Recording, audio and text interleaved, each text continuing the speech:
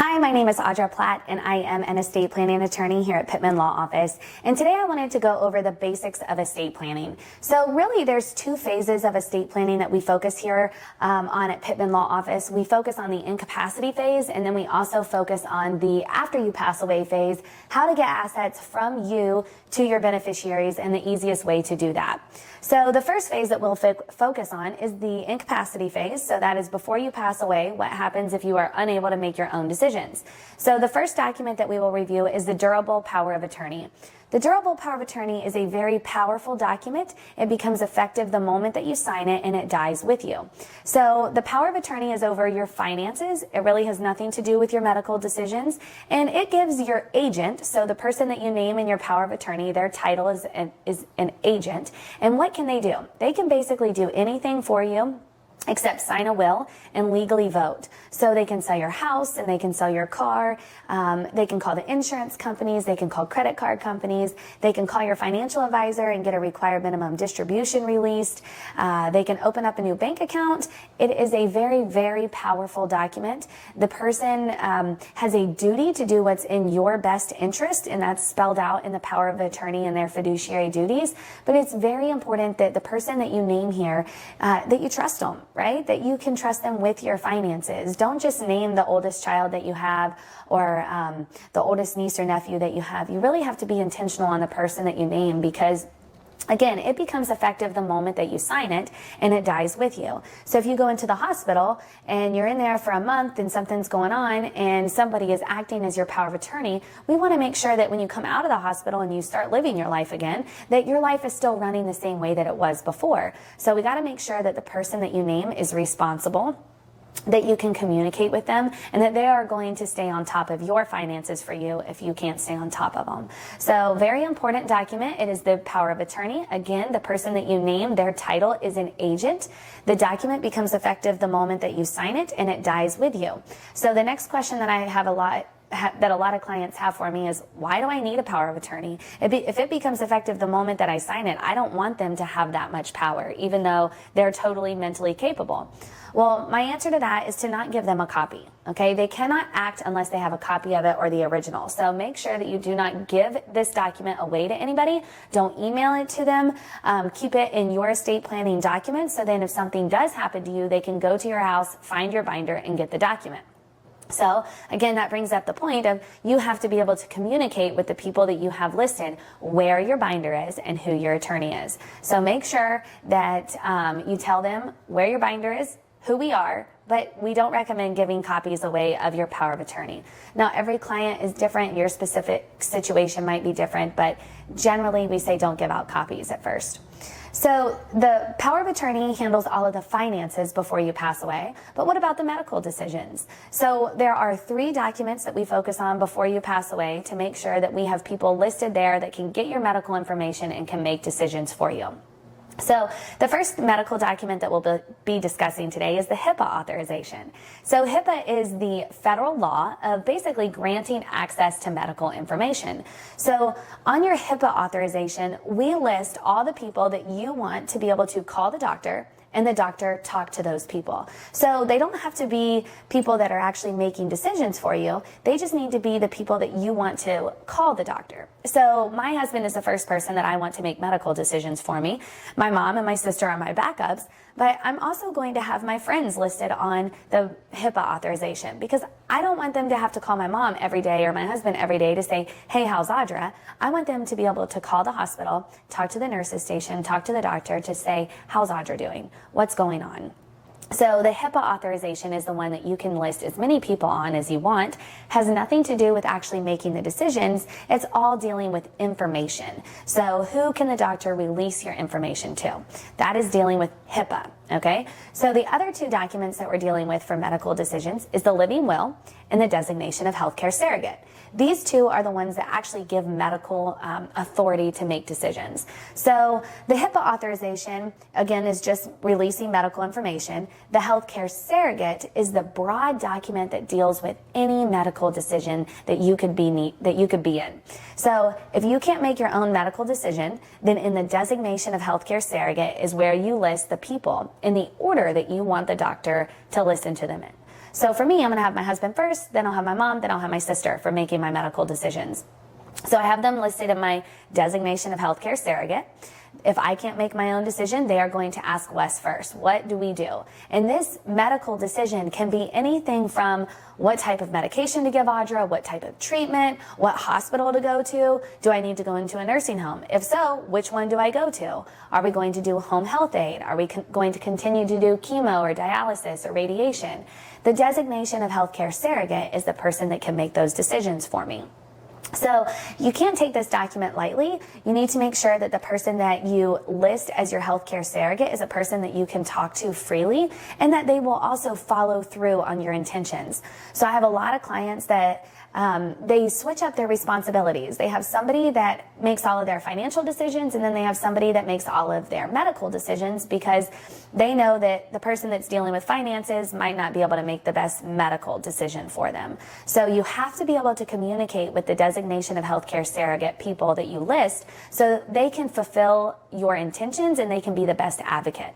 So you need to talk to them about what type of treatment you're willing to take, what type of, how far you're willing to go. Right? So quality of life things, that's what you want to discuss with your designation of healthcare surrogate.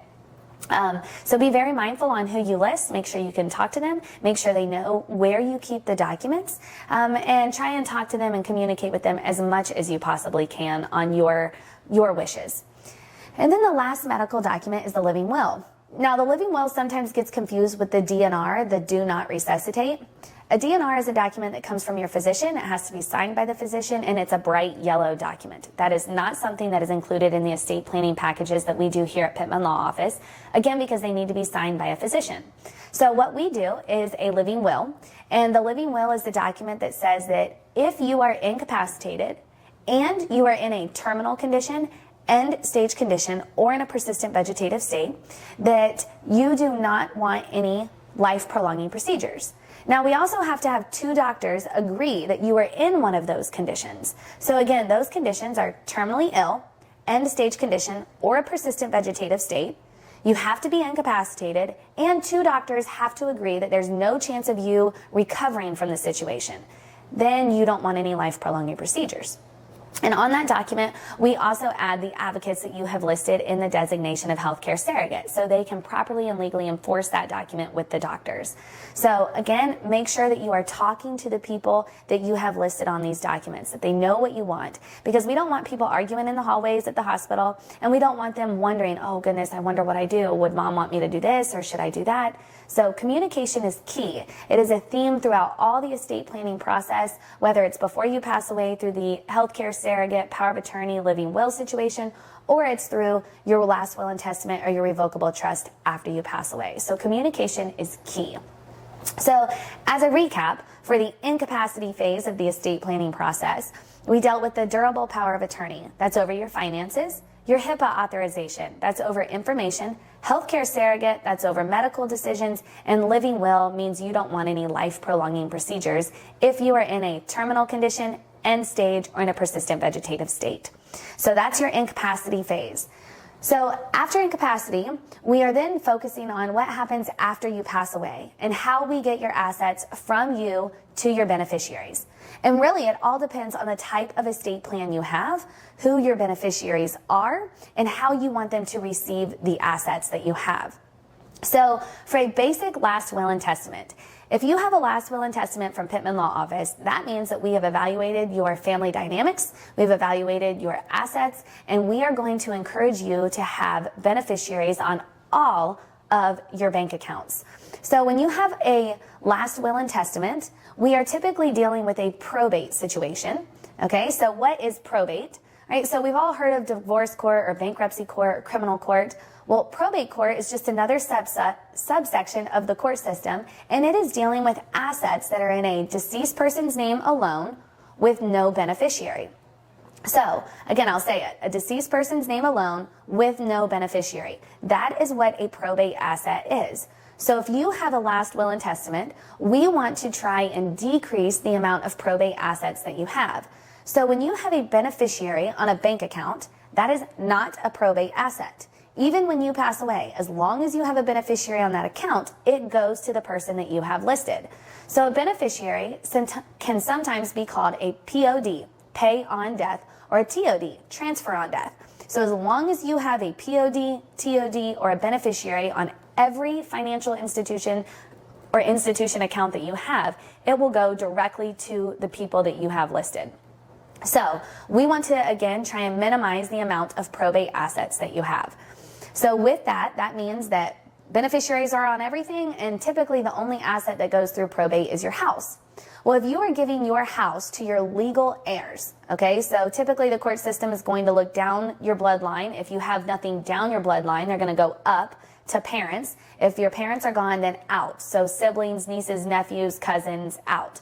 So if you are giving your homestead residence to a legal heir of yours, your probate process will typically last about 90 days, and to hire an attorney, it'll typically cost around $3,500. That varies with the law firm that you go to, but to get your house out of probate, usually around 90 days, around $3,500, as long as it's your primary residence and it's going to legal heirs.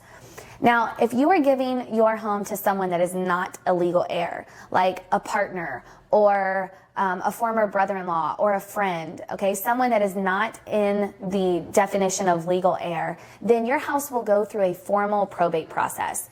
And a formal probate process can be very lengthy and can be very expensive. So we typically try and keep assets out of the formal probate process. So if your goal is to give your house to someone other than the legal heir, then we look at other estate planning tools for you. So a kicker in Florida for a personal representative. And a personal representative is typically called an executor. It's the person that's in charge of your last will and testament.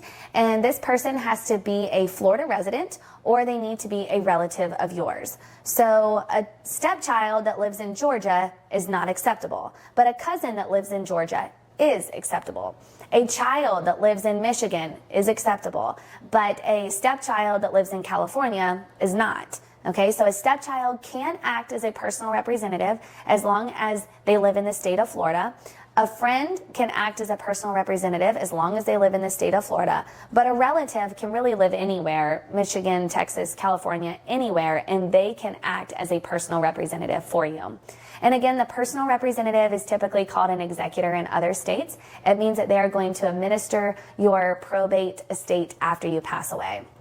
So if you're going to give your house to someone other than a legal heir, or you're giving your house to minors, or you are trying to control the money after you pass away, so maybe piecemealing it out. Maybe your beneficiaries get half of it when you pass away and all of it 5 years later, or we give it to them in increments or at ages.